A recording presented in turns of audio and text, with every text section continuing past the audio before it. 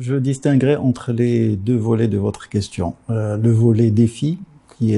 sont des défis importants pour accompagner une transition vers une nouvelle ère de prévention et de lutte contre la corruption. Et puis, il y a le volet dont vous avez parlé qui concerne les dossiers qui sont aujourd'hui devant la justice ou qui sont suivis par la presse. Alors, ce sont deux dimensions qui sont complètement distinctes pour moi. On va peut-être évacuer le deuxième volet en précisant que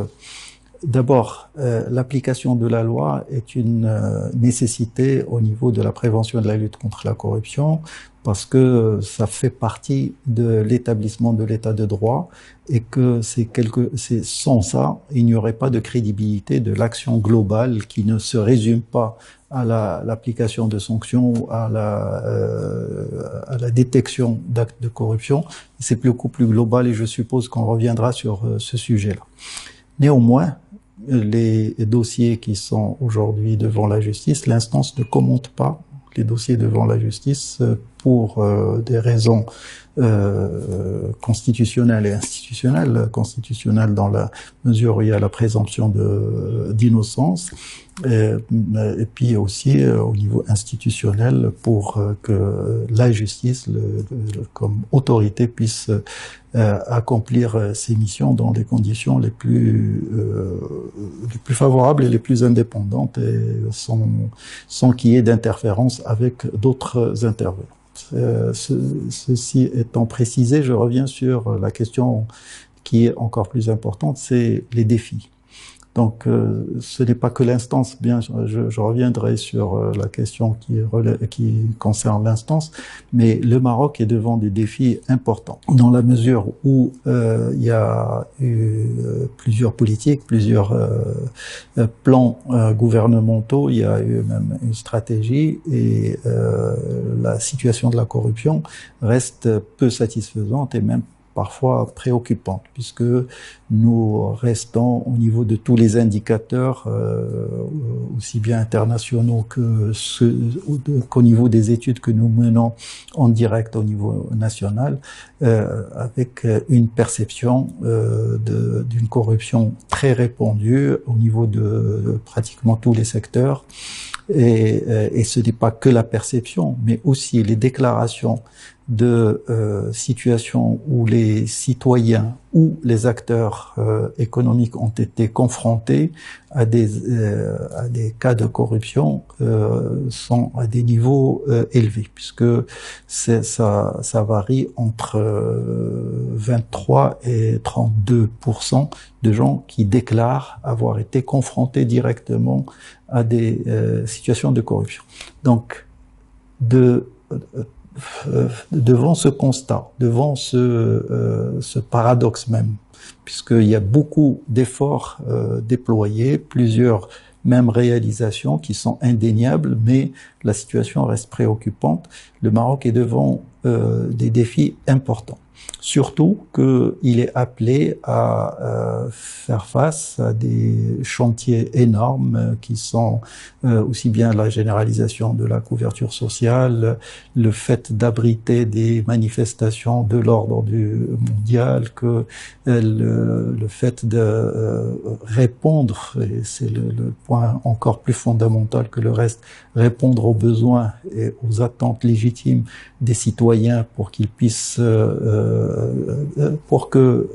l'État leur garantisse une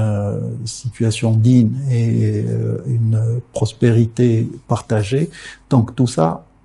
met le Maroc devant des défis majeurs parce que le développement ne peut pas être assuré sans avoir un socle de transparence, de gouvernance responsable et par conséquent de prévention et de lutte contre la corruption pour créer les conditions d'ouverture vers de nouveaux horizons de développement. Donc ce sont des défis majeurs. Pour l'instance, étant donné les responsabilités constitutionnelles qui sont les siennes, elle a un rôle de d'abord d'orientation, en proposant les orientations stratégiques de la politique de l'État.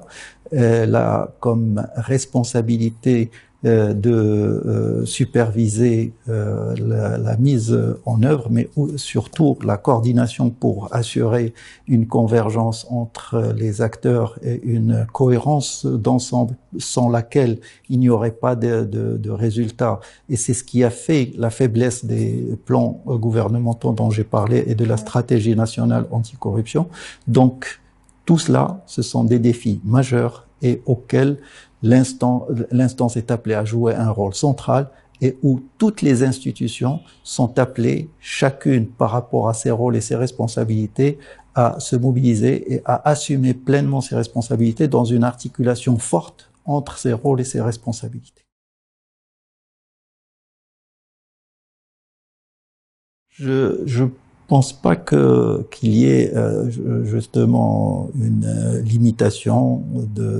des rôles et des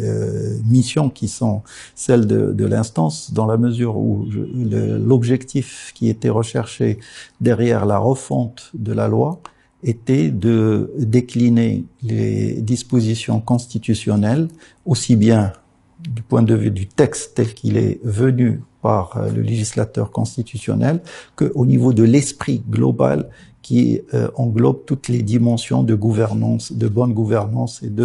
et particulièrement pour ce qui est de la transparence et de la gouvernance responsable et de la prévention et de lutte contre la corruption. Donc, ce texte de loi 46-19 est venu pour d'abord élargir la définition et par conséquent le périmètre d'intervention de l'instance, la définition du FACED, parce que la corruption est un mot réducteur, il n'y a pas l'équivalent de FACED en français, et donc c'est bien le FACED qui a été adopté comme terme en lui donnant une définition très large qui englobe bien sûr toutes les infractions à caractère pénal, mais aussi les infractions à caractère financier ou disciplinaire, et qui sont cités dans la Constitution et particulièrement dans l'article 36. Et cette définition a été posée de manière à englober de manière anticipative tout ce qui pourrait être incriminé dans le futur par des textes spécifiques, notamment l'instance insiste sur la nécessité d'avoir un encadrement du conflit d'intérêts tel que la Constitution le demande, insiste sur l'enrichissement illicite tel que la Convention des Nations Unies l'exige, avoir des sanctions disciplinaire et financier est appelé à être englobé par cette définition. Ça, c'est le premier socle. Le deuxième, c'est toutes les missions qui ont été déclinées, à commencer par des missions stratégiques, puisque c'est l'instance qui a la responsabilité aujourd'hui de proposer les orientations stratégiques de la politique de l'État en matière de prévention et de lutte contre la corruption. Elle a la responsabilité, selon cette même loi, de les coordonner et d'en assurer le suivi, c'est-à-dire de s'assurer que le suivi est fait, pas forcément qu'elle fasse le suivi, mais qu'elle s'assure que le suivi est fait.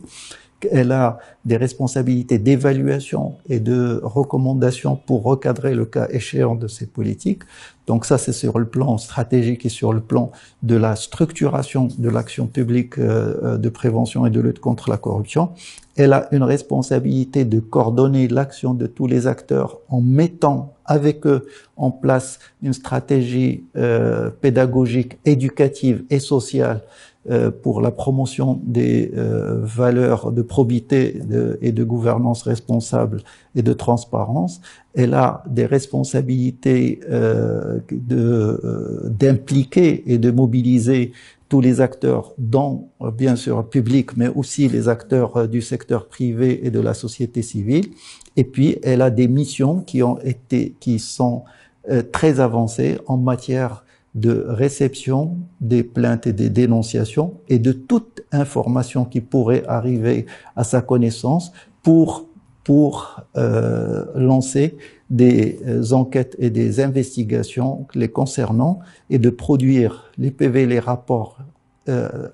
qui regroupent tous les éléments de preuve de ces actes de corruption avant de les transmettre aux autorités concernées pour l'application de sanctions. Soit le parquet spécialisé qui, c'est-à-dire quand il s'agit d'actes qui sont à caractère pénal, ou à d'autres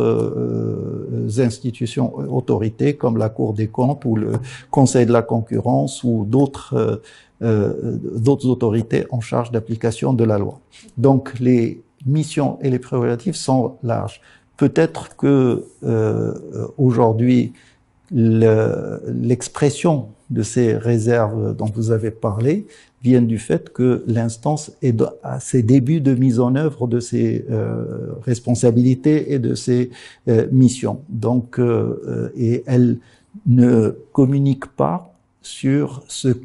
qui est à faire. Elle essaye de communiquer surtout sur ce qui est fait et ce qui permet d'ouvrir les horizons.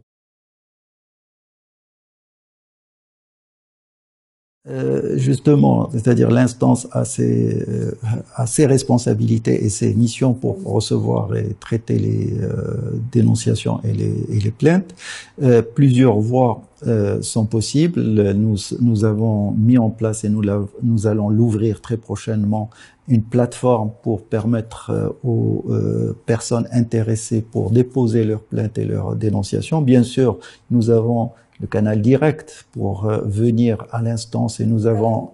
bien sûr, et nous avons un service dédié au sein du corps des officiers de l'instance. Nous avons un service dédié à la réception et l'accompagnement des citoyens et des acteurs qui veulent déposer des plaintes et des dénonciations, pour interagir aussi avec eux, pour compléter le cas échéant les dossiers qu'ils apportent et pour permettre à ce que leurs plaintes et leurs dénonciations soient recevables conformément aux dispositions de la loi 46-19. L'instance va mettre en place un centre d'appel pour recevoir aussi les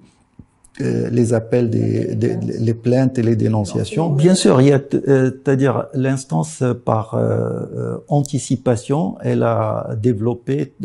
tout un référentiel. Parmi les éléments de ce référentiel, ce sont des procédures et des guides pour accompagner le travail des officiers et permettre à ce qu'on puisse bien sûr assurer la sécurité des données, la protection de l'identité des personnes concernées, de travailler dans le respect total des règles de respect de la présomption d'innocence et pour ne pas toucher à l'image des personnes qui sont concernées tant qu'il n'y a pas de preuves contre elles. Donc, tous ces dispositifs ont été mis en place avant même l'entrée en vigueur de la loi et qui sont aujourd'hui appliqués. Donc, tout cela, bien entendu, a été fait à l'interne de l'instance, mais nous avons préparé un plan de communication pour permettre aux citoyens de connaître ces voies, de pouvoir les utiliser de la manière la plus aisée, de vulgariser aussi les missions de l'instance en la matière. Et donc, ces plans de communication vont être lancés dans les semaines à venir.